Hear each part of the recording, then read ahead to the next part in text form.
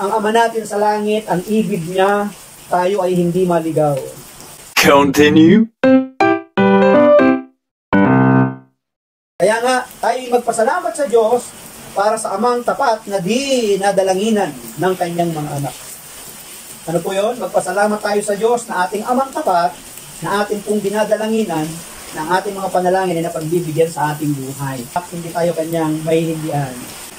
Salamat, Panginoon, sa mga amang tapat. Ayan.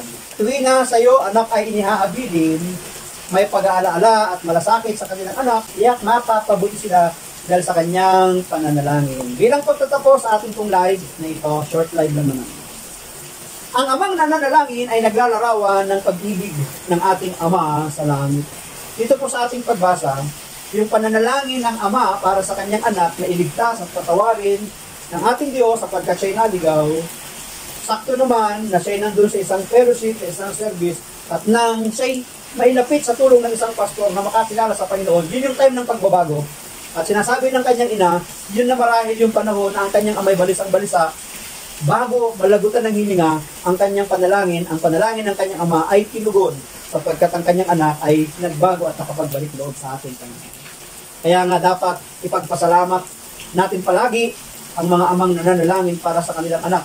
Ang amang nananalangin ay naglalarawan ng pag-ibig ng ating Ama sa langit. Totoo yun. Ang Ama natin sa langit, ang ibig niya, tayo ay hindi maligaw.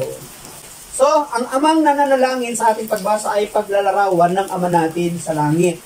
Sapagkat ang ating amang nasa langit, hindi niya ibig na tayong lahat ay mapahamak sapagkat ang gusto niya, ang lahat ng kanyang nilikhang katulad mo, katulad ko, tayong lahat ay dalhin niya doon sa buhay na walang hanggan. Napag-uusapan na rin lang naman natin ang ating pag-uusap, ang ating paglalive nito tungkol sa panalangin. Pagkaisahan din natin na walang masyadong mapahamak at maperwisyo itong bagyong papalabas sa ating bansa. Wala naman posible sa Panginoon eh. Ang humahanap makakasumpong, ang humihingi bibigyan, ang kumakatok ay pagbubuksan. Pangako yan ng ating Panginoon, pangako yan ng ating Diyos, at paniwalaan natin palagi. Maraming salamat! Thank you, God, for everything.